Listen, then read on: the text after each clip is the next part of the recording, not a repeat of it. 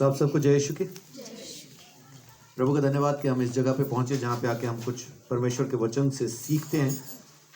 और क्योंकि ये अभी क्रिसमस का समय है, क्योंकि अभी ये क्रिसमस का टाइम है, तो मैं आपके साथ जो आज बात करने वाला हूँ वो यही है कि यीशु मसीह ज़मीन पे आखिर आया क्यों, उसके आने के साथ ये चीज़ जुड़ी है।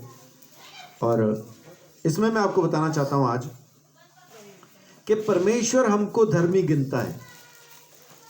हम अपने आप को धर्मी गिनते हैं, उससे कुछ खास फर्क नहीं पड़ता, लेकिन फर्क तब पड़ता है जब परमेश्वर हमको धर्मी गिनना शुरू करता है। तो संदेश जो बाइबल का है, जो परमेश्वर का संदेश है, जो प्रेम का संदेश है, जो सुसमाचार है, वो यही है कि परमेश्वर हमको धर्मी गिनता है। हमारे लाख पापी होने के बावजूद भी, हमारे इतने गुनाहों के बावजूद भी, हमारी रोजमर्रा की जिंदगी में तमाम दिन हम जो गुनाह करते हैं, उन गुनाहों के बावजूद भी परमेश्वर हमको धर्मी गिनता है। उस परमेश्वर का धन्यवाद। ये फर्क है यीशु मसीह में और तमाम दुनिया के अंदर। इसी फर्क की वजह से आज मैं यीशु के साथ हूं, नहीं तो मैं भी कहीं ना कहीं और जगह पे होता, क्योंकि वहीं से तो मैं आया हूं। अगर मुझे वहां पे ये सब मिल गया होता तो मैं वहां होता, और अगर यीशु में आने के बाद भी वही सब होता तो भी मैं वहीं होता। लेकिन यीशु में आने के बाद जो सबसे बड़ा फर्क है वो ये है कि मेरे लाख पापी होने के बावजूद भी खुद परमेश्वर मुझे धर्मी गिनता है। सो प्रभु का धन्यवाद, परमेश्वर का धन्यवाद। जस्टिफिकेशन, जो लोग कंप्यूटर यूज करते हैं उनको पता होगा कि एक ऑप्शन होती है उसमें जस्टिफाई टाइप करते हुए। तो जब जस्टिफाई को हम दबाते हैं, जस्टिफाई यूज करते हैं, तो क्या होता है फिर कंप्यूटर के अंदर? टाइप करते समय एक ऑप्शन है, यूज करते हैं जस्टिफाई। तो जस्टिफाई जब करते हैं तो क्या होता है फिर? हाँ जी,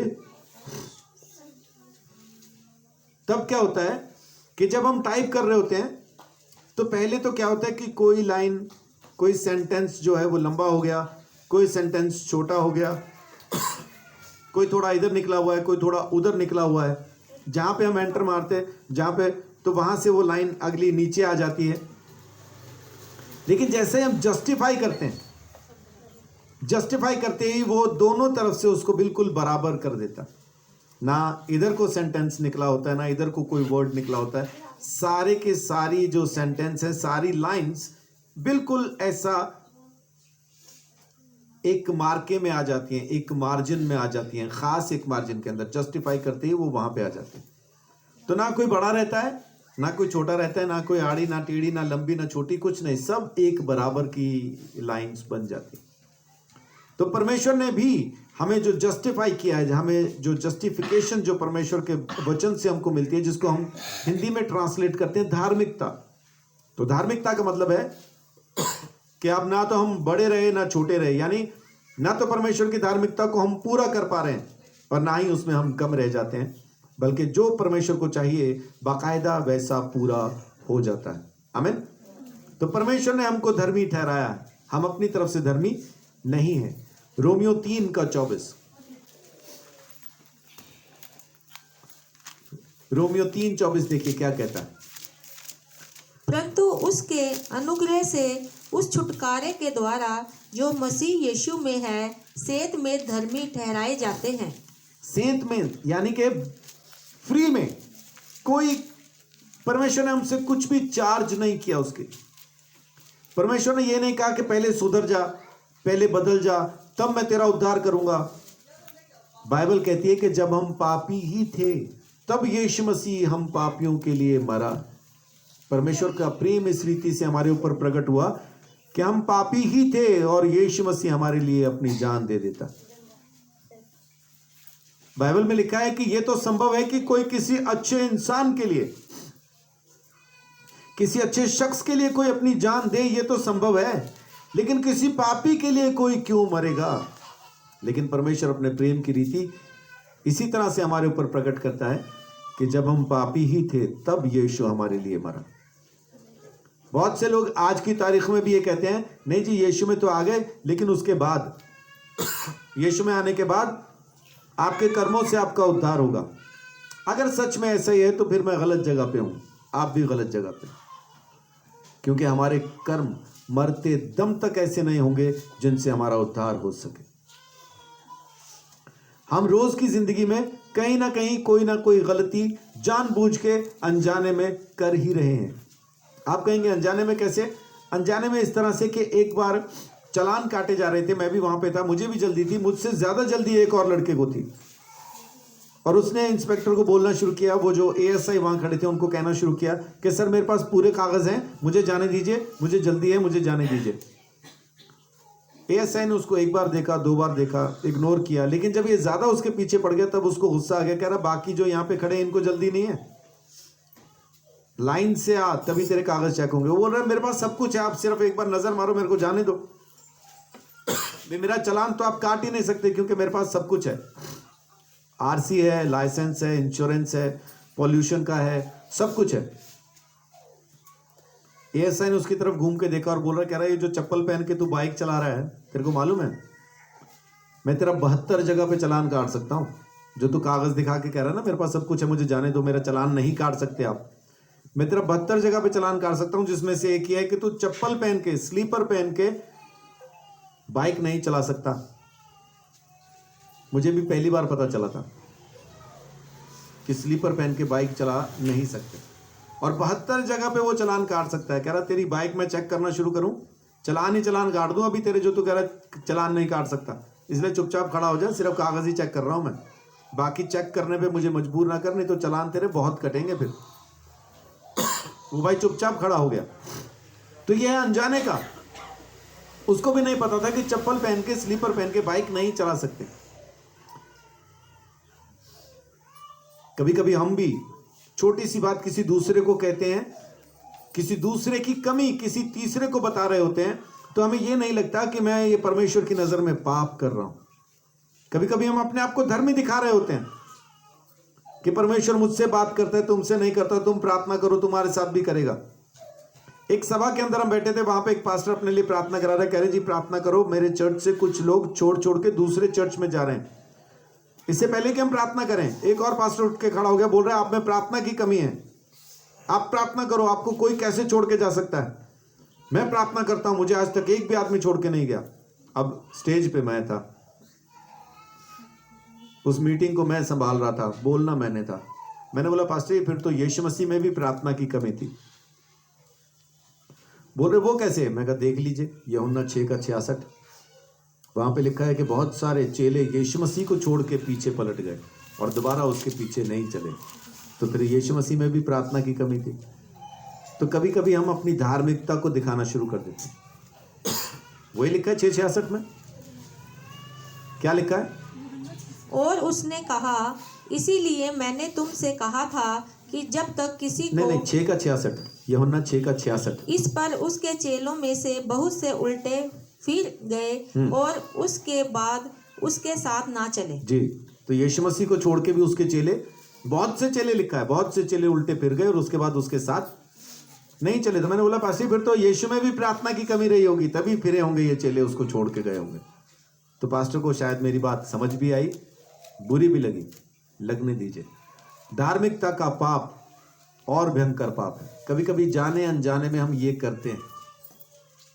तो बहुत से लोग कहते हैं कि अगर आप यीशु में आ गए उसके बाद फिर अगर आप कोई गलती करते हैं तो परमेश्वर आपको माफ नहीं करेगा, उद्धार आपका छिन जाएगा। अगर ये सच है तो फिर मैं गलत जगह पे हूं, क्योंकि मैं पापी हूं, आज भी मैं पाप करता हूं। मैं पास्टर हूं, आज भी पाप करता। और पतरस कहता है कि अगर तुम अपने इन बातों को भूल बैठे हो तो तुम अंधे हो गए हो, तुम्हें सही से दिखता नहीं। अपने पापों से छुटकारे को भूल बैठे हो तो अंधे हो गए हो।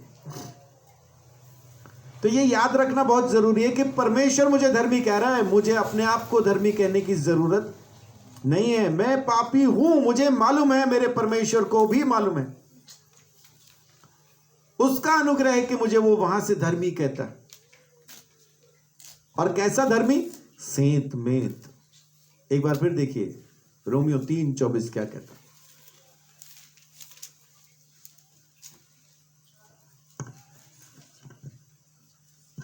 परंतु उसके अनुग्रह से उस छुटकारे के द्वारा जो मसीह यीशु में है सेत में धर्मी ठहराए जाते हैं। सेंत मेंत धर्मी ठहराए जाते हैं। परमेश्वर का अनुग्रह क्या है कि हम सेंत मेंत धर्मी ठहराए जाते हैं। बिना किसी दाम के हम आजाद किए गए हैं। फ्री में हमें छुटकारा दिया। उस परमेश्वर ने हमको धर्मी ठहराया। वो कह रहा है कि मैं धर्मी हूं, मैं नहीं कह रहा कि मैं धर्मी हूं, वो कह रहा है। सो इस परमेश्वर का धन्यवाद। देखिए लोग सोचते हैं कि नियम पालन करने से, आज्ञा मानने से मैं धर्मी बनूंगा और उद्धार पाऊंगा। तो देखिए बाइबल क्या कहती है, रोमियो 3:21-22। 3:24 पढ़ा हमने, अब 21-22 देखिए। परंतु अब व्यवस्था से अलग परमेश्वर की वह धार्मिकता प्रकट हुई है। क्या लिखा है? व्यवस्था से अलग परमेश्वर की धार्मिकता प्रकट हुई है। व्यवस्था के द्वारा वो धार्मिकता प्रकट नहीं हुई। लेकिन आज की तारीख में भी बहुत से लोग इसी चीज पे जोर दे रहे हैं कि व्यवस्था का पालन करेंगे तभी धर्मी ठहरेंगे। लेकिन बाइबल कह रही है कि परमेश्वर की वो धार्मिकता व्यवस्था से अलग प्रकट हुई है जी, जिसकी गवाही व्यवस्था और भविष्यवक्ता देते हैं। आमीन। 21 और 22। अर्थात परमेश्वर की वह धार्मिकता जो यीशु मसीह पर विश्वास करने से सब विश्वास करने वालों के लिए है, आमीन। क्योंकि कुछ भेद नहीं। तो ये धार्मिकता किनके लिए है? उनके लिए जो प्रभु यीशु मसीह के नाम पर विश्वास करते हैं। विश्वास करने वालों के लिए ये धार्मिकता है। परमेश्वर का अनुग्रह देखिए, कमाल की चीज क्या है कि वो कह रहा है कि तुम धर्मी हो, हालांकि उसको सब कुछ मालूम है कि मैं किस दर्जे का, कितना गिरा हुआ, कितना घटिया पापी हूं, परमेश्वर जानता है। लेकिन तो भी कहता है कि मैं धर्मी हूं। ये उसका अनुग्रह, उसका प्रेम नहीं तो और क्या है कि मेरे पापों को, मेरी गलतियों को वो देखता ही नहीं। उसका अनुग्रह है, उसकी रहमत है, उसकी दया है। और क्योंकि उसकी दया है तो इसलिए अब अपने लिए बहुत जरूरी है कि हम उसके उस प्रेम को महिमा दें, उसकी प्रशंसा और तारीफ करें और वैसा जीना शुरू करें जैसा अब वो चाहता है कि हम जिए। क्योंकि उसने मुझे मेरे पापों के दंड से आजाद कर दिया। आज की तारीख में मेरे खिलाफ परमेश्वर के राज्य के अंदर, उसके स्वर्ग में कोई भी पाप दर्ज नहीं है। मेरे खिलाफ जितने भी पाप दर्ज थे खत्म हुए। सारी FIR कैंसिल हो गई। कैंसिल हो गई शब्द गलत होगा। जितनी भी FIR मेरे खिलाफ थी उन सब का निपटारा अदालत में हो गया और मुझे सजाए मौत दे दी गई। और मेरी मौत को सहा यीशु मसीह ने। यीशु मसीह ने उस मौत को सह के मुझे मेरे पापों के दंड से आजाद कर दिया। क्योंकि धार्मिकता परमेश्वर से ही है। यिर्मयाह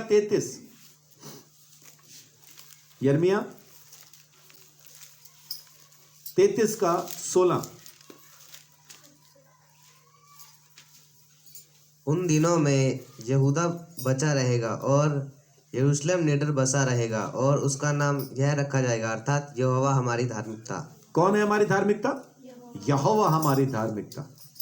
उसका नाम क्या रखा जाएगा? यहोवा हमारी धार्मिकता। तो आज की तारीख में आपका नाम क्या है? यहोवा मेरी धार्मिकता। आमीन। परमेश्वर मेरी धार्मिकता है और मैं उसकी धार्मिकता को इस्तेमाल करता हूं। आज की तारीख में सिवाय परमेश्वर के कोई भी नहीं जो मुझे बचाए, जो मुझे संभाले, जो मुझे लेके चले। वो परमेश्वर है, वो अनुग्रहकारी है, वो सामर्थी यहोवा है। उसके जैसा कोई भी नहीं, कोई भी नहीं। तो परमेश्वर है हमारी धार्मिकता। मेरी धार्मिकता नहीं है। मेरी धार्मिकता क्या है? मैले चिथड़ों के समान, धूप से मुरझा जाने वाले उस घास के फूल के समान। आपने देखा घास का फूल कभी? घास का फूल देखा? वैसा चकली के जैसा गोल गोल सा होता है, छोटा सा, इतना सा ही होता है, गोल गोल बना होता है घास में। अब हमने इतनी बारीकी से क्यों देखा? क्योंकि स्पोर्ट्समैन है, ग्राउंड में ही रहते थे, घास पे ही रहते थे, तो इसलिए घास को बड़े नजदीक से देखा।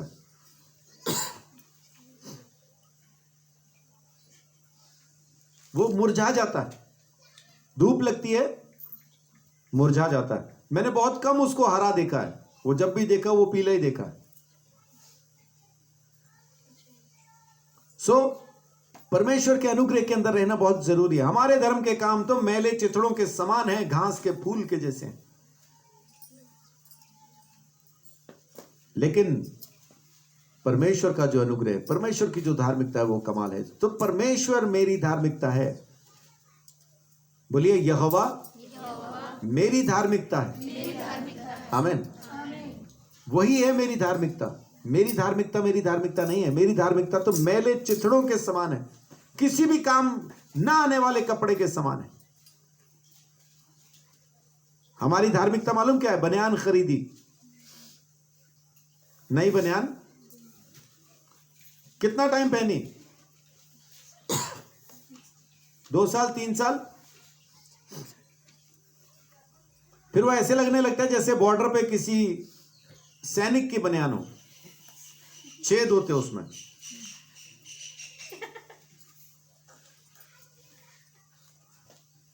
कितना टाइम चल जाती है विनोद भाई ऐसी बनियान? मोरी वाली बनियान 6 महीने चल जाती। अगर सर्दियां हो तो, गर्मी हो तो 3 महीने में भी जय हिंद बोल सकती है ना, 1 महीने में भी खत्म हो सकती है। अगर एक ही बनियान है, वही पहन रहे रोज, तो फिर और भी जल्दी। अब बनियान मतलब वो उसके जो ऊपर टांके लगे हुए थे वो भी टूट गए, उसको पहनो तो लगता ही नहीं कुछ पहना है। वो आगे पीछे से सब जगह पे मोरियां हैं, है ना, शरीर तो दिख ही रहा है। तो अब जाली वाली हो गई, जाला वाली हो जाती है। उसके बाद जब वो बिल्कुल खत्म जैसी हो जाती है तो फिर अच्छी जगह पे पोछा मारने के काम आती है। अच्छी जगह जैसे किचन में शेल्फ पे जहां पे खाना आना बनाना है, बढ़िया जगह पे, थोड़ी अच्छी जगह पे उसको यूज करते हैं। जब वहां पे भी वो यूज होके थोड़ा सा अकड़ना शुरू हो जाए तो फिर वो थोड़ी और खराब जगह पे, जैसे सिंक के अंदर कुछ जम जाता है तो वहां पे वो मारने के काम आना शुरू हो जाती है। फिर उसके बाद वहां पे भी जब कहानी खत्म हो जाए तो फिर जूतों पे मारना शुरू कर देते हैं। तो जब उसको खोलो तो फटने लगे, उसके बाद उसको फेंक देते हैं। फिर वो गल जाती है ना, फिर उसको खोलो तो वो खुलती नहीं, वो फट जाती है। उसके बाद उसको फेंकते हैं। अब मुझे बताइए, ये बनियान अब किस काम आएगी?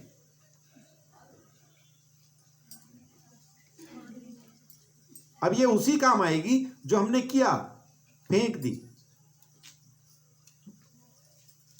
ये हमारे धर्म के काम है। वो नई वाली बनियान नहीं, ये जो फेंकी है ये वाली बनियान।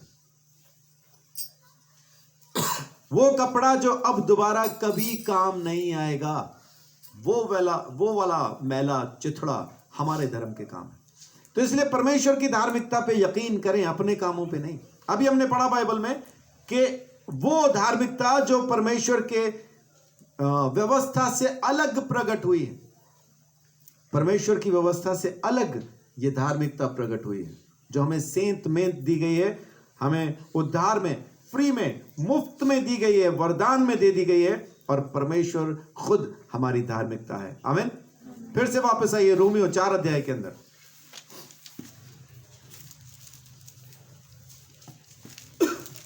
रोमियो 4 5 से 8। परंतु जो काम नहीं करता वरन भक्तिहीन के धर्मी ठहराने वाले पर विश्वास करता है, उसका विश्वास उसके लिए धार्मिकता गिना जाता है। आमीन जी। जिसे परमेश्वर बिना कर्मों के धर्मी ठहराता है, उसे दाऊद भी धन्य कहता है।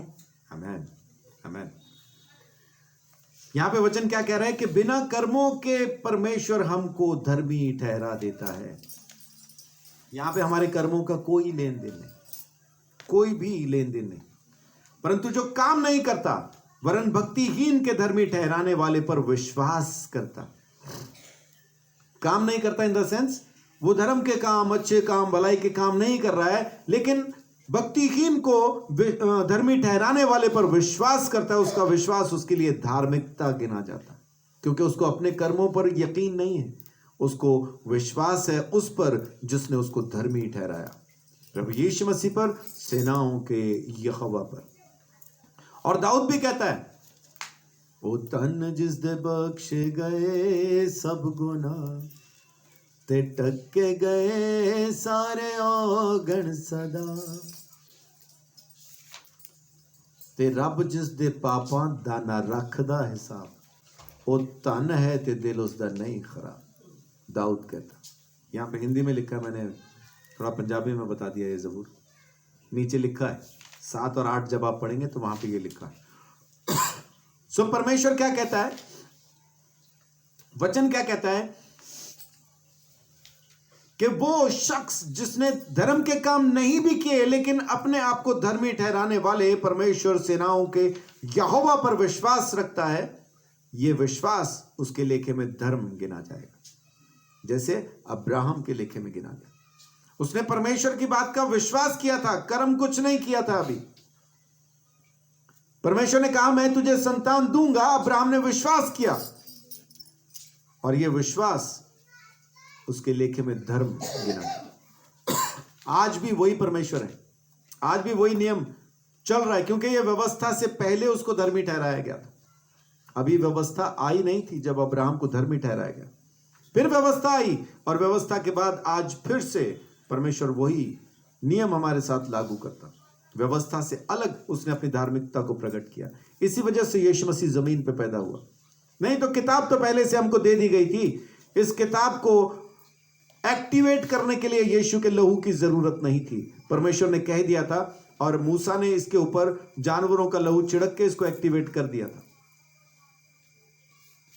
इस व्यवस्था को दोबारा से शुरू करने के लिए हमें लहू की, यीशु के लहू की जरूरत नहीं थी, लेकिन परमेश्वर ने इस व्यवस्था को पूरा करते हुए अपनी धार्मिकता को एक अलग रीति से अपने बेटे में यीशु मसीह में प्रकट किया और उसने जमीन पे आके हमारे तमाम पापों को उठा के हमें हमारे पापों के दंड से आजाद किया, अपना खून बहा के, अपनी जान दे के, बिना कर्म के। देखिए क्या लिखा है यहाँ पे, परंतु जो काम नहीं करता वरन भक्तिहीन के धर्मी ठहराने वाले पर विश्वास करता है, उसका विश्वास उसके लिए धार्मिकता गिना जाता है।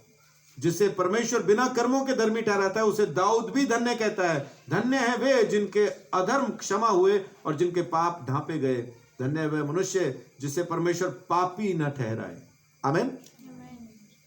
धन्य कौन है? जिसे परमेश्वर पापी न ठहराए। वो पापी है लेकिन परमेश्वर उसको पापी कहे ना, धर्मी कहे। धन्य है वो। तो आज की तारीख में जमीन के ऊपर धन्य है वे लोग जिन्होंने यीशु मसीह नासरी के नाम पर विश्वास किया, क्योंकि अब यीशु मसीह की वजह से परमेश्वर उनको पापी नहीं ठहराता, क्योंकि उनका दंड यीशु ने सह लिया है। इसलिए हम सब पापी आज खुश हो सकते हैं, परमेश्वर को महिमा दे सकते हैं, क्योंकि यीशु मसीह की वजह से मुझ जैसे पापी उद्धार पाके आज परमेश्वर के सामने धर्मी ठहरते हैं। क्यों? क्योंकि उसने कहा कि मैं धर्मी हूं, इसलिए मेरे कर्मों की वजह से नहीं। जमीन के ऊपर अगर मैंने कोई अच्छा कर्म किया है जिसकी वजह से मेरे पाप माफ हुए, तो एक ही कर्म किया है, और वो है कि मैंने यीशु मसीह नासरी के मरने और उसके जी उठने पर विश्वास किया। बस यही एक कर्म मैंने किया जिसकी वजह से मेरे सारे पाप खत्म हुए, सारे पापों का दंड खत्म हुआ। अगर मैं कुछ कर सकता था तो यही जो मैंने किया, विश्वास यीशु की मौत पर, उसके जी उठने पर, और इस तरह से मैं मेरे पापों के दंड से आजाद हो गया। उस परमेश्वर का धन्यवाद, क्योंकि यीशु मसीह हमारी धार्मिकता है, यीशु मसीह हमारा छुटकारा है, यीशु मसीह हमारा धर्म, हमारा ज्ञान है, यीशु मसीह हमारी पवित्रता है। आमीन। 1 कुरिन्थियों 1 अध्याय उसकी 30 आयत। परंतु उसी की ओर से तुम मसीह यीशु में हो, जो परमेश्वर की ओर से हमारे लिए ज्ञान ठहरा, अर्थात धर्म और पवित्रता और छुटकारा। जी, तो हम सब परमेश्वर की तरफ से यीशु मसीह में हैं, और यीशु मसीह कौन है हमारे लिए? जो हमारे लिए ज्ञान ठहरा, धर्म ठहरा, छुटकारा ठहरा। पवित्रता ठहरा। तो हम सब कुछ यीशु के द्वारा हैं, धर्मी भी हैं तो यीशु के द्वारा, पवित्र भी हैं तो यीशु के द्वारा, ज्ञान भी अगर हम में है तो यीशु के द्वारा, हम धर्म भी अगर रखते हैं, धार्मिकता भी अपने अंदर रखते हैं तो वो भी यीशु के द्वारा, और छुटकारा भी हुआ तो यीशु के द्वारा। हमारा सब कुछ यीशु है, स्वयं यीशु हमारा छुटकारा है। लोग कहते हैं ना यीशु ने छुटकारा दिया, यीशु ने छुटकारा नहीं दिया। छुटकारा किसने दिया? छुटकारा किसने दिया? परमेश्वर ने। और उस छुटकारे का नाम क्या है? यीशु। तो छुटकारा परमेश्वर ने दिया है, यीशु ने छुटकारा नहीं दिया। यीशु तो खुद छुटकारा है जो हमें मिल गया है। आमीन। इस बात को समझने की जरूरत है। लोग आज भी यीशु मसीह से छुटकारा मांग रहे हैं। यीशु छुटकारा देने वाला नहीं है, यीशु खुद छुटकारा है जो परमेश्वर ने दिया। लोग आज भी बैठ के रोटी से रोटी मांग रहे हैं, ये रोटी, एक रोटी दे दे। रोटी नहीं देगी, रोटी तो खुद रोटी है, उसका देने वाला कोई और होगा। उसने वो रोटी दी है, लो खाओ। यीशु मसीह ने कहा वो मन्ना जो तुम्हारे पूर्वजों ने खाया था वो स्वर्गीय भोजन नहीं था, वो स्वर्गीय रोटी नहीं थी। स्वर्गीय रोटी मैं हूं, मुझे खाओ, मेरा लहू पियो, मेरा मांस खाओ। जब यीशु ने कहा तब यूहन्ना 6:66 में बहुत से चेले उसको छोड़ के निकल गए और बोलते पागल है, तो कह रहे मुझे खाओ, मुझे पियो। यीशु मसीह की बातें जब आप सुने ना तो पागल ही लगता है। ढा दो इस मंदिर को, 3 दिन में खड़ा कर दूंगा। अबे पागल है, 40 साल में बना था।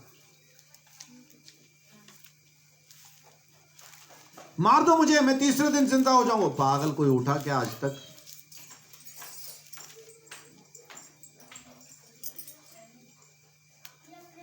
सबको रोटी खिलाओ। कितने लोग हैं? 15,000। कोई नहीं, बिठाओ लाइन में बिठाओ, रोटी खिलाओ। रोटी कितनी अपने पास? 5 है, बहुत है, बिठाओ। अब पागल, 5 रोटी 15,000 लोग कैसे खाएंगे?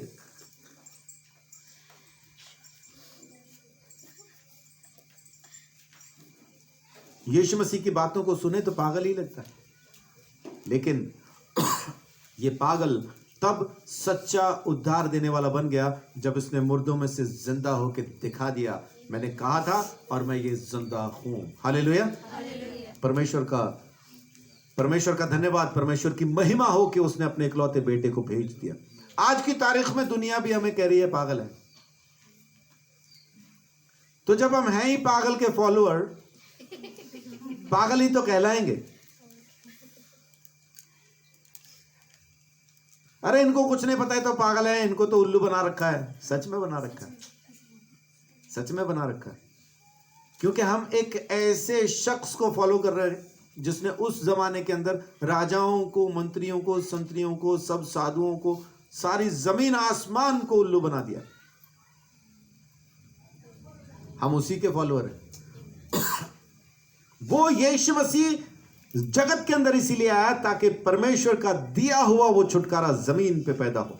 लोग मुक्ति का रास्ता बताने के लिए पैदा होते हैं, कभी रास्ता और मुक्ति खुद कभी पैदा नहीं हुई लोगों के हिसाब से। लेकिन बाइबल ने बताया, यीशु ने कहा रास्ता मैं हूं, रास्ता शरीर में पैदा हुआ। मुक्ति मैं हूं, मुक्ति शरीर में पैदा हुई। जीवन मैं हूं, पुनरुत्थान मैं हूं, रोटी मैं हूं, पानी मैं हूं, सब कुछ मैं हूं, यीशु ने कहा। इसलिए वो जमीन पे पैदा हुआ ताकि हम उसको समझ पाएं, पहचान पाएं, उसके नजदीक आ सकें, परमेश्वर को महिमा दे सकें। परमेश्वर का धन्यवाद। 2 कुरिन्थियों 5:21 कहता है कि जो पाप से अज्ञात था उसी को परमेश्वर ने पाप ठहराया ताकि हम प्रभु यीशु मसीह में होकर परमेश्वर की धार्मिकता बन जाएं। आमीन। ऐसा लिखा है क्या? एक बार देख लीजिए। जो पाप से अज्ञात था उसी को उसने हमारे लिए पाप ठहराया जी, कि हम उसमें होकर परमेश्वर की धार्मिकता बन जाएं। हाँ जी। तो यीशु मसीह में होकर हम परमेश्वर की धार्मिकता बन जाते हैं। इसी के लिए परमेश्वर ने उसको जमीन के ऊपर भेजा ताकि हम परमेश्वर की धार्मिकता बन जाएं।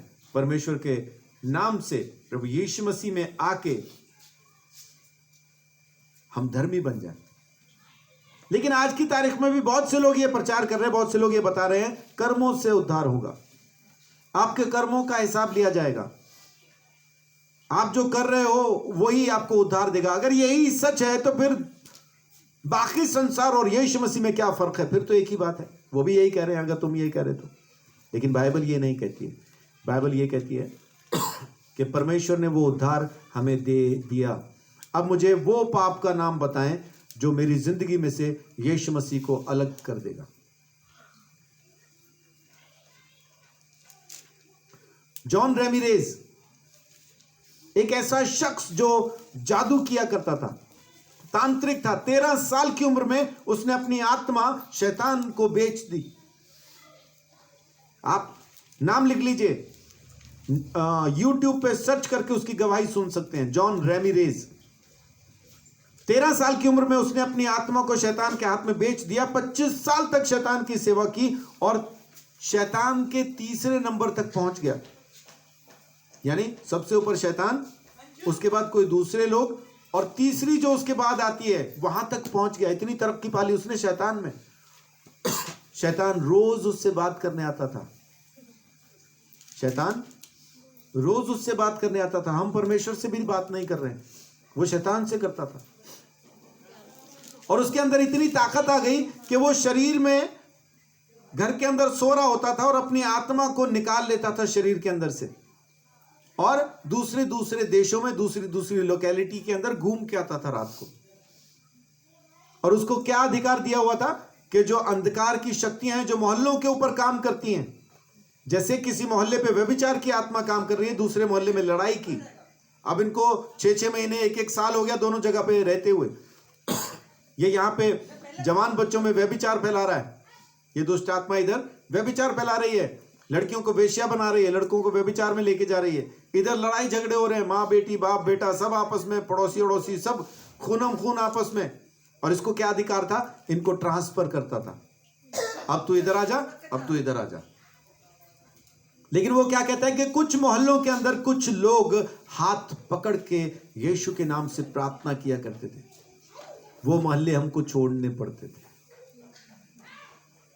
उन मोहल्लों में दुष्ट आत्मा अपॉइंट ही नहीं होती थी। इसीलिए शैतान चाहता है कि अगर किसी मोहल्ले के अंदर विश्वासी रहते भी हों तो हाथ पकड़ के प्रार्थना ना करें, बाल पकड़ के खींचे। ये काम है, ये काम है शैतान का। विश्वासी इकट्ठे ना हो, एकता में ना रहें, क्योंकि अगर एकता में रहेंगे तो वहां दुष्ट आत्मा काम नहीं कर पाएगी, पूरे मोहल्ले में नहीं कर पाएगी। खाली विश्वासियों की जिंदगी में नहीं, पूरे इलाके को छोड़ना पड़ेगा। जहां 2 जन भी हाथ पकड़ के प्रार्थना करेंगे, मैं और रीना मान लेते हैं कि हम मोहल्ले में हम 2 ही हैं विश्वासी, अगर हम दोनों जन हाथ पकड़ के प्रार्थना करते हैं, पूरा मोहल्ला दुष्ट आत्मा से आजाद हो जाएगा। ये वचन कहता है, मैं नहीं कहता। और ये उस शैतान के पुजारी की गवाही कहती। मियां बीवी खाली आपस में प्रार्थना करना शुरू करें तो उनको आशीषें मिलती हैं। मियां बीवी आपस में प्रार्थना करना बंद कर दें तो आशीषें भी रुक जाती हैं। पहला पत्रस 3 अध्याय, मेरा ख्याल 7वीं आयत है। ये मेरे प्रचार का हिस्सा नहीं था, बात करते करते ख्याल आया तो बोलता हूं। 3:7, अपनी सारी चिंता उसी पर डाल दो, क्योंकि ये 5:7 है। 3:7, वैसे ही हे पतियों, तुम भी बुद्धिमानी से पत्नियों के साथ जीवन निर्वाह करो और स्त्री को निर्बल पात्र जानकर उसका आदर करो। वहां लिखा होगा निर्बल पात्र जानकर रोज सुबह शाम पिटाई करो, उसका आदर करो, हैं? उसका आदर करो, उसके आधर आधर करो, ऐसा लिखा होगा। हाँ, उसको निर्बल पात्र जानकर उसका आदर करो। अच्छा आदर ही करना है तो करो भाई। आगे यह समझकर कि हम दोनों जीवन के वरदान के वारिस हैं। देखिए क्या लिखा है, यह समझकर कि हम दोनों कौन? पति, मैं और मेरी बीवी, हम दोनों क्या हैं? जीवन के वरदान के वारिस। और फिर जिससे तुम्हारी प्रार्थनाएं रुक ना जाए। प्रार्थनाएं रुक ना जाए। पत्नी की पिटाई करना बड़ा आसान है ना? थप्पड़ मारा, मुक्का मारा, वो पड़ी बेचारी रो रही है। लेकिन इससे होगा क्या? वो जो जीवन का वरदान है रुक जाएगा, प्रार्थनाएं रुक जाएंगी। वहीं पे मियां बीवी अगर आपस में हाथ पकड़ के प्रार्थना कर रहे, पति अपनी पत्नी को आदर दे रहा है और पत्नी अपने पति से प्रेम कर रही है, उसके अधीन रहती है, वहां पे जीवन का वरदान काम करेगा। आमीन। जॉन रेमिरेज के पास एक दिन एक औरत आती है, बड़ी दुखी, बड़ी परेशान, एक तस्वीर लाती है। यह औरत है कुछ 40-45 साल की और जो तस्वीर लाई है वो है कोई 25-26 साल की, और लाके जॉन रेमिरेज को देती है और बोलती है इसको मार दो। उसका काम है वो। जॉन रेमिरेज को अमेरिका के पुलिस वाले भी हाथ नहीं देते थे रोकने के लिए, डरते थे, कह रहे तो घर जाके कमरे में बैठ के हमें मार देगा, हम यहां मर जाएंगे। इतना खौफ था उसका। उस औरत ने उस लड़की की तस्वीर उसके सामने रखी और बोली इसको मारना है। उसने उससे पैसा मांगा, और पैसा ज्यादा मांगा, डॉलर्स में मांगा। 5 लाख भी अगर डॉलर मांग लिया तो बहुत ज्यादा हो जाता। तो वो कहती इतना पैसा तो है नहीं, तो उसने तस्वीर वापस कर दी, नहीं मारूंगा। अब वो तस्वीर लेके बुड़बुड़ाती हुई वापस जा रही है, पता नहीं है ईसाई लोग कब मरेंगे। इसने सुन लिया, इसने वापस बुलाया, कह रहा क्या बोला तूने, कौन है ये लड़की? कह रही क्रिश्चियन है, ईसाई है। कह रहा दे तो तस्वीर, रख यहां। क्या किया इसने? बोलती मेरे पति के साथ इसके गलत संबंध है। अब लड़की कैसी है बताइए? ईसाई है, किसी दूसरे के पति के साथ इसके अच्छे ताल्लुकात नहीं है। ये बोल रहा है ईसाई है इसलिए इसको फ्री मारूंगा, टेंशन ना ले, तू जा। 21 दिन के अंदर ये मरेगी बोलता, 21 दिन में ये खत्म। बड़ी खुश, फ्री में काम हो गया। 22वें दिन फिर आ गई। इन्हें सोचा लड्डू वड्डू लाई होगी। वो आके फिर इस पे गुस्सा हो गई, नहीं करना था तो वैसे बता देते, मेरे को ऐसे ही कह दिया। कह रहा हुआ क्या? कह रही वो तो जिंदा है, मैं अभी देख के आई, अपने कपड़े सुखा रही थी बालकनी में। कह रहे ये तो हो नहीं सकता, मैंने 21 दिन बहुत बिल्कुल सही तरीके से अपना जादू टोना किया है, उसको मरना ही था। बोल रही नहीं मरी, अभी जिंदा है वो। कह रहा टेंशन ना ले, आज ही दोबारा बैठूंगा, 24 घंटे वाला करूंगा, 24 घंटे के अंदर फिर मरेगी। वो फिर बैठा, 24 घंटे वाला जादू टोना उसने किया, मतलब भरपूर, उसमें अपना खून भी चढ़ाया हुआ उसने भाई ने। वो करने के बाद अगले दिन ये फिर आ गई 24 घंटे के बाद। कह रहा अब तो खुश है? कह रही क्या खुश है, वो तो जिंदा है।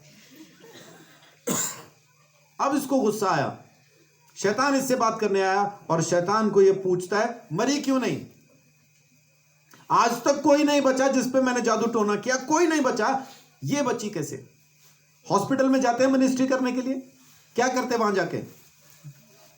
बीमारों के लिए प्रार्थना, चंगा हो जाए। जॉन रेमिरेज भी जाता था हॉस्पिटल में, वो जिस वार्ड के पास से गुजर जाता था पेशेंट मर जाते थे, क्योंकि वो वहां पे मौत डालने जाता था, मर जाओ मर जाओ मर जाओ। हम जाते जिंदगी देने, शैतान का पुजारी जाता था मौत देने।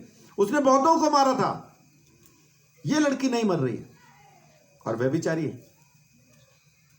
शैतान से पूछा क्यों नहीं मरती? शैतान ने जवाब दिया इनका परमेश्वर इनको एक पल के लिए भी नहीं छोड़ता। मारेंगे कैसे? लड़की के कर्मों पे जाओ तो उसको उसी वक्त मर जाना चाहिए, परमेश्वर के प्रेम पे जाओ तो मार के दिखाओ। तो अपने कर्मों पे नहीं, परमेश्वर के प्रेम पे यकीन कीजिए, परमेश्वर के प्रेम पे यकीन कीजिए। परमेश्वर का प्रेम ऐसा प्रेम है जो आपको कभी छोड़ता नहीं। उसने खाली कहा नहीं है कि मैं तुझे छोड़ूंगा नहीं, त्यागूंगा नहीं, मैं तुझे कभी धोखा नहीं दूंगा, खाली कहा नहीं है। इसको समझ के देखिए, आप चाहे कैसे भी हालात से होके क्यों ना गुजर रहे हो, जिंदगी अच्छी से गुजर रहे हो, जिंदगी खराब से गुजर रहे हो, परमेश्वर आपको नहीं छोड़ता। यही वायदा उसने किया। तेरी तस्वीर मैंने हाथ में खोद के बनाई है, कोई तुझे मेरे हाथ से छीन नहीं सकता सिवाय एक पाप के। अगर आप खुद यीशु मसीह को छोड़ के फिर किसी मूर्ति पूजा में चले जाएं तो आपको कोई नहीं बचा सकता, क्योंकि आपने उस उद्धार को छोड़ दिया। बाकी कोई दूसरा पाप ऐसा नहीं जो आपको परमेश्वर के हाथ से छीन सके। कोई आपको छू नहीं सकता, क्योंकि आप परमेश्वर के हैं। आमीन। हाँ, तो अपनी धार्मिकता नहीं, उस परमेश्वर के प्रेम को समझिए। वो कैसा अनोखा प्रेम करता है आपके साथ, कैसी मोहब्बत है उसको आपसे, उसको समझिए। वो आपको छोड़ेगा नहीं, त्यागेगा नहीं, धोखा नहीं देगा, संभाल के रखेगा, संभाल के रखेगा। बाद में ये जॉन रेमिरेज किसी लड़की को पसंद करने लगा।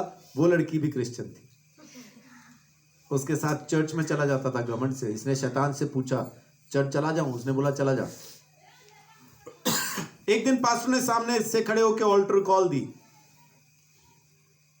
ऑल्टर कॉल मतलब सामने बुलाते हैं ना, जो कोई अंगीकार करना चाहता है आगे आ जाओ। आगे बुलाया, जो यीशु को अपना प्रभु स्वीकार करना चाहते हैं आ जाओ। ये भी उठा और चल दिया। शैतान इस पे हावी होने लगा। पास्टर तक पहुंचते पहुंचते दुष्ट आत्मा इस पे इस कदर हावी हो गई कि इन्हें जाके पास्टर को गले से पकड़ के उठा दिया। 200 लोग बैठे थे चर्च में, सब तुरंत दौड़ के निकल के आए और इस पे हाथ रख के प्रार्थना करना शुरू किया, यीशु के नाम से निकल जा, दुष्ट आत्मा यीशु के नाम से निकल जाए। ये गिर गया, इसकी ताकत खत्म होती चली गई, पास्टर छूट गया इसके हाथ से, ये नीचे गिर गया। और जो इसके ऊपर था, जो इसके कान के बिल्कुल पास था, वो इसको लगातार बोल रहा था, बोल यीशु मेरा प्रभु है, यीशु मेरा प्रभु है, यीशु मेरा प्रभु है, बोल यीशु मेरा प्रभु है। अब इसके हाथ पांव काम नहीं कर रहे, छूटने के लिए सिर्फ ये मेरे को छोड़ दें, ऐसा छूटने के लिए इसने यूं ही कह दिया। विश्वास नहीं किया, विश्वास नहीं किया इसने, छूटने के लिए जस्ट यूं ही कह दिया यीशु मेरा प्रभु है। और दुष्ट आत्मा ने भी छोड़ दिया, इन 200 ने भी छोड़ दिया। अब इसको समझना है कि ये हुआ क्या मेरे साथ। रात को जब घर पहुंचा, घर पे जब बैठा था तो दुष्ट आत्माएं इसको तंग करने लगी, इसको परेशान करने लगी और बोली तू गद्दार है, तूने हमें छोड़ दिया। कह रहा कब छोड़ा, कब छोड़ा? जब सो रहा था इसने ख्वाब देखा कि एक ट्रेन में, जो टनल में नीचे जैसे वो होती है मेट्रो, नीचे अंडरग्राउंड जाती है, तो वैसा ये जा रहा है बड़ी तेज, और उस ट्रेन के अंदर एक औरत इसकी तरफ आ रही है, दुष्ट आत्मा में अन्य भाषा बोलती हुई। अन्य भाषा की भी आपको परख होनी चाहिए। आत्मा में बोल रहा है, दुष्ट आत्मा में बोल रहा है। तो वो इसको, अब ये तो पहचानता था, ये तो जानता था अन्य भाषा में भी क्या बोल रही है, इसको मालूम था। वो कहती आ रही है तू गद्दार है, तूने हमें छोड़ दिया, तू गद्दार है, तूने हमें छोड़ दिया। इसको समझ नहीं आ रहा। ट्रेन रुकी, डर के मारे उतर गया, और एक तरफ से रोशनी आ रही थी, ये उस रोशनी की तरफ बढ़ा। जैसे जैसे लाइट की तरफ जा रहा है, गर्मी बढ़ रही है। जब इसने देखा तो ये नरक के दरवाजे पे था, अंदर से आग की रोशनी थी। वो शैतान इसको दरवाजे पे मिला और शैतान ने कहा मैं तुझे खत्म कर दूंगा क्योंकि तूने हमें छोड़ दिया है। कह रहा मैं तो तेरे को बाप मानता हूं। कह रहा नहीं, तूने हमें छोड़ दिया, तूने कहा यीशु मेरा प्रभु है। इसने यूं ही कहा था, है ना। अभी थोड़ी देर पहले प्रार्थना की बात हो रही थी, कहना जरूरी है क्या? तो इसने सिर्फ बोला था, ऐसे ही छूटने के लिए बोला था, लेकिन बोला था। शैतान ने वो ही सुना, उसको मन का तो पता नहीं ना। इसने मन से विश्वास किया है कि नहीं किया, शैतान को नहीं मालूम। उसको तो सुनाई दिया कि इसने कहा है कि यीशु मेरा प्रभु है। और जैसे ही शैतान उसको मारने लगा, जैसे ख्वाब में होता है ना, इसने बचने के लिए जैसे यूं हाथ किया तो इसके हाथ में क्रूस आ गया। सपने में ऐसा होता है, अक्सर हो जाता है। जैसे क्रूस आया, वो इतना बड़ा शैतान मोमबत्ती के जैसा पिघल गया, छोटे से बच्चे के जैसा रह गया, और वहां से ये निकल आया। बस ये उसी वक्त उठा और इसने उठ के तमाम ताम झाम जितना इसका जादू टोने का था सब समेटा, एक बैग के अंदर डाला, कचरे में फेंक के आ गया, यीशु को प्रभु स्वीकार कर लिया। और आज 13-14 साल से 15 साल से यीशु मसीह का प्रचार करता है, लोगों को सावधान करता है, शैतान क्या क्या चालें चलता है बताता है। जॉन रेमिरेज नाम है इसका। मैंने ये सारी कहानी क्यों बताई? उस लड़की की गवाही की वजह से, जो इसकी जिंदगी में आई, जिसको ये मार डालना चाहता था, मार नहीं पाया। हालांकि वो लड़की चरित्र की अच्छी नहीं थी, लेकिन उसने कभी अपने मुंह से कहा था यीशु तू मेरा प्रभु है, इसलिए उसने उसको संभाल लिया। तो हमारे कर्मों से नहीं, परमेश्वर के प्रेम को समझिए। उसने हमें कहा है कि हम धर्मी हैं। मुझे तो पता है मैं पापी हूं, मैं जानता हूं मैं हूं। जो मेरे ज्यादा नजदीक है उनको भी पता है। लेकिन मेरा परमेश्वर मुझे धर्मी कहता है। ये उसका प्रेम है, ये उसका प्रेम है। इसीलिए यीशु मसीह जमीन पे आया ताकि हमें उद्धार दे, ताकि हमें हमारे कामों से छुटकारा दे। ये विश्वास के द्वारा हुआ है, सिर्फ विश्वास के द्वारा, मेरे कर्मों से नहीं हुआ। गलातियों 2:16 देखिए क्या कहता है, सिर्फ और सिर्फ विश्वास के द्वारा। तो भी यह जानकर कि मनुष्य व्यवस्था के कामों से नहीं पर केवल यीशु मसीह पर विश्वास करने के द्वारा धर्मी ठहरता है। हमने आप भी मसीह यीशु पर विश्वास किया कि हम व्यवस्था के कामों से नहीं पर मसीह पर विश्वास करने से धर्मी ठहरें, इसलिए कि व्यवस्था के कामों से कोई प्राणी धर्मी न ठहरेगा। आमीन। बाइबल क्या कहती है कि हम परमेश्वर के उसकी व्यवस्था के कामों की वजह से नहीं, परमेश्वर के व्यवस्था के कामों की वजह से धर्मी नहीं ठहरे हैं, मसीह यीशु पर विश्वास करने की वजह से धर्मी ठहरे। सो परमेश्वर का धन्यवाद, क्योंकि बाइबल में लिखा है कि कोई भी जन, कोई भी शख्स, हनी जांच तेरे पास है? मेरे को दिख नहीं रहे तेरे हाथ, लेकिन मेरे को, हाँ मेरे को मालूम है ना, कोरोना के बाद तेरे से खतरा है।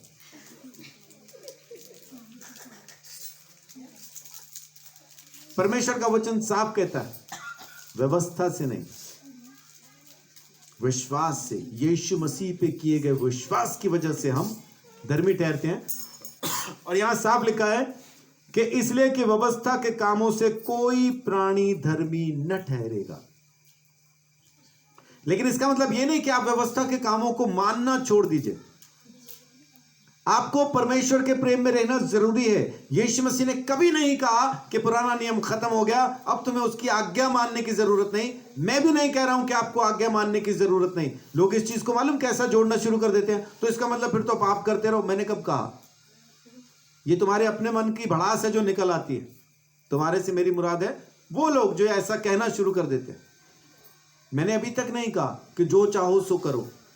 मैं क्या कहता हूं, परमेश्वर ने जो हमसे प्रेम किया है, तो वापस हमें भी उसके साथ प्रेम रखना जरूरी है, आज्ञा मानना जरूरी है। यीशु ने कहा, यदि तुम मुझसे प्रेम करते हो तो मेरी आज्ञाओं को भी मानोगे। जब उसने इतना सब कुछ मेरे लिए कर दिया, तो क्या मैं उससे प्रेम नहीं रख सकता? क्या मैं उसकी बातों को नहीं मान सकता? जरूर मानना है, मानना ही जरूरी है। लेकिन बातें मानने की वजह से मेरा उद्धार होगा, यह गलत है। उद्धार हुआ यीशु मसीह पे विश्वास करने के द्वारा। परमेश्वर ने मुझे धर्मी कहा, तब मैं धर्मी ठहरा हूं। अपने कर्मों से मैं धर्मी नहीं ठहरा हूं। यह मैं आपको बताने की कोशिश कर रहा हूं। देखिए फिलिपियों 3 अध्याय, फिलिपियों 3:8-9। वरन मैं अपने प्रभु मसीह यीशु की पहचान की उत्तमता के कारण यह सब बातों को हानि समझता हूँ। अब ये कौन कह रहा है? पौलुस।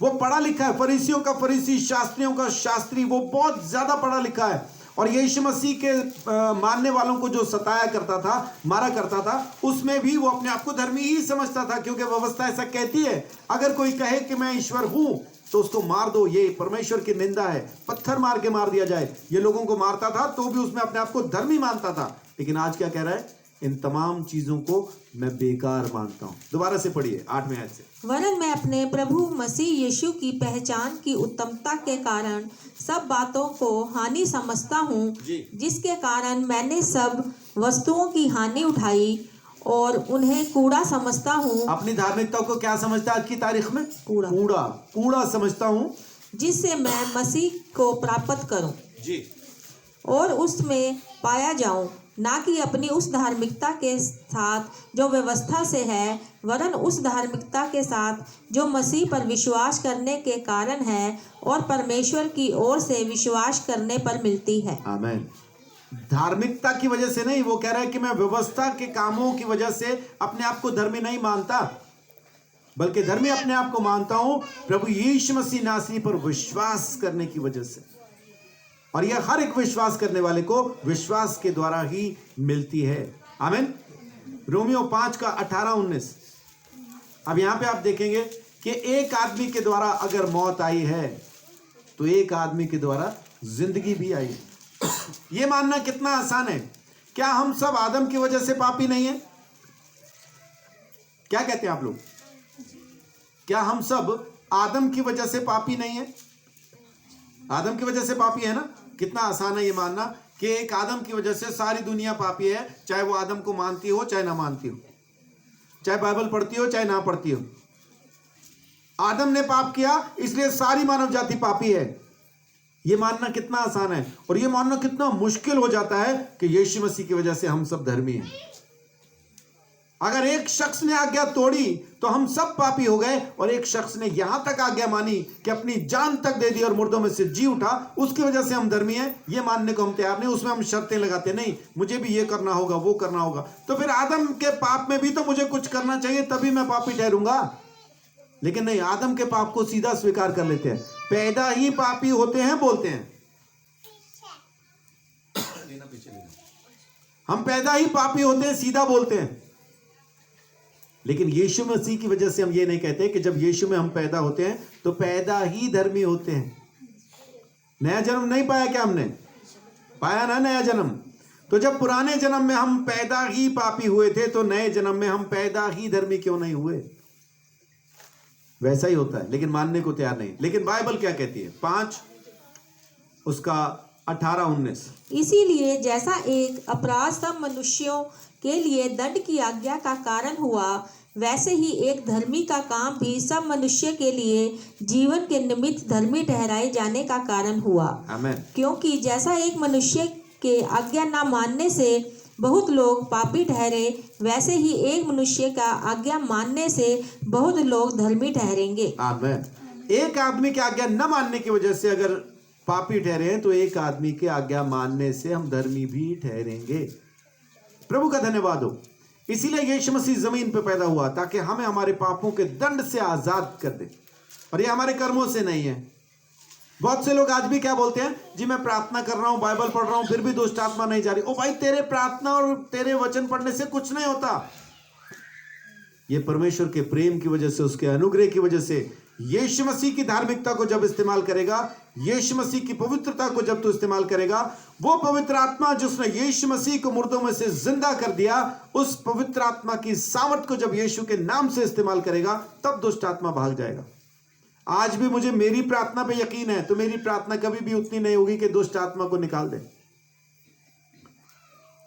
परमेश्वर के अनुग्रह को समझ के जब प्रार्थना करते हैं, परमेश्वर के प्रेम को समझ के जब हम उसके पास बैठते हैं, तब मेरी प्रार्थनाओं में ताकत आ जाती है, क्योंकि वो ताकत के साथ में बैठा हूं।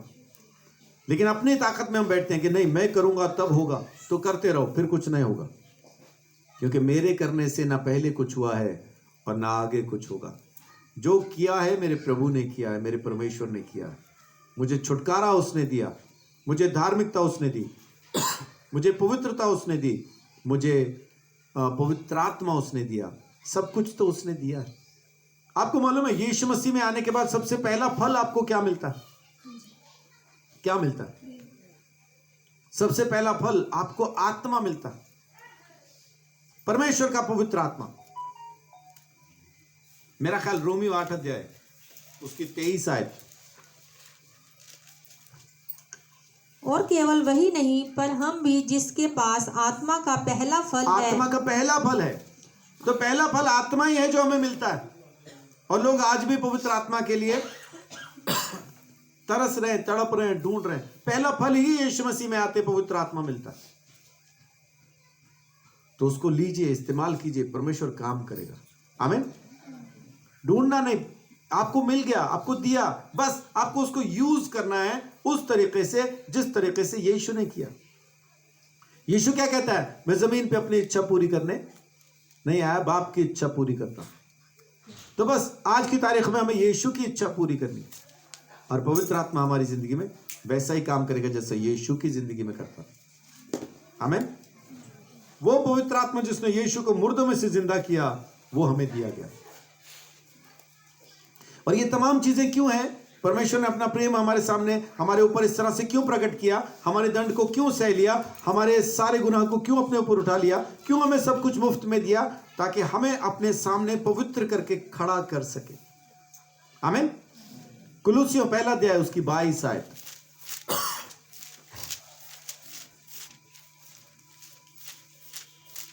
हाँ, उसने अब उसकी शारीरिक देह में मृत्यु के द्वारा तुम्हारा भी मेल कर लिया, ताकि तुम्हें अपने सम्मुख पवित्र और निष्कलंक और निर्दोष बनाकर उपस्थित करे। आमीन। अपने ही सामने खड़ा करना है उसने, कैसा? निर्दोष, निष्कलंक, और ये सब कुछ उसने फ्री में दिया है। सो परमेश्वर का धन्यवाद। इस वजह से यीशु मसीह नासरी जमीन पे पैदा हुआ, ये करने के लिए वो पैदा हुआ, ताकि मुझे मेरे पापों के दंड से वो आजाद कर दे। हम आज भी लोगों के कर्मों के हिसाब से उनको देख रहे हैं। अगर परमेश्वर आज हमें हमारे कर्मों के हिसाब से देखना शुरू करे, हम में से एक भी ऐसा नहीं मुझे मिला के जो उसके राज्य में प्रवेश कर जाए, एक भी ऐसा नहीं। जमीन पे देखने पे आए, परमेश्वर की नजर के हिसाब से देखें। हम एक गीत गाते हैं ना, तेरी नजर कितनी पावन है, बुराई को देख नहीं सकती। ये सच है। हबक्कूक 1:13 में लिखा है ये, वहीं से मैंने उसको लिया था, इस कंसेप्ट को। हबक्कूक 1:13 साफ कहता है कि तेरी नजर तो इतनी पवित्र है कि तू बुराई देख ही नहीं सकता। तो अगर हम परमेश्वर के हिसाब से चलना शुरू करें, परमेश्वर के हिसाब से देखना शुरू करें कि परमेश्वर अपनी नजर से हमको घुमा के बचाएगा, तो फिर एक भी बचने वाला नहीं है, क्योंकि उसकी नजर इतनी पवित्र है, इतनी पावन है कि बुराई को वो देख नहीं सकता। जहां देखेगा खत्म कर देगा। सो इसलिए परमेश्वर के अनुग्रह के अंदर अपने आप को लेके आए। परमेश्वर का धन्यवाद कि उसने अपनी सामर्थ को हमारे ऊपर प्रकट किया, अपने छुटकारे को, अपने वरदान को, अपने उद्धार को फ्री में हमें दे दिया। परमेश्वर का धन्यवाद। क्रिसमस के सीजन में मैं आपसे यही बात करना चाहता था कि परमेश्वर ने अपना जो प्रेम हमारे ऊपर प्रकट किया है, इसीलिए किया है, यीशु मसीह को इसलिए भेजा है। लेकिन आज की तारीख में भी हम बहुत से ऐसे परिवार हैं जो आज भी यीशु मसीह के साथ किसी दूसरे को खड़ा कर लेना चाहते हैं। अगर कोई ऐसा कर रहा है तो उनके लिए खतरा है, उनके लिए खतरे की घंटी है, क्योंकि एक ही पाप जमीन पे ऐसा है जो आपको परमेश्वर के प्रेम से जुदा कर सकता है। वो ये कि आप खुद अपने लिए किसी और को रख लें। वही एक चीज है। Excuse me. बाकी कोई ऐसा पाप नहीं जो आपको परमेश्वर के प्रेम से जुदा करे। लिखा है, अब कौन हमें परमेश्वर के प्रेम से जुदा करेगा? कुछ नहीं, वहां पे लिस्ट है, आप पढ़ के देखिए। कोई चीज आपको परमेश्वर के प्रेम से जुदा नहीं कर सकती। सो परमेश्वर आप सबको बहुत आशीष, बड़ी बरकत दे।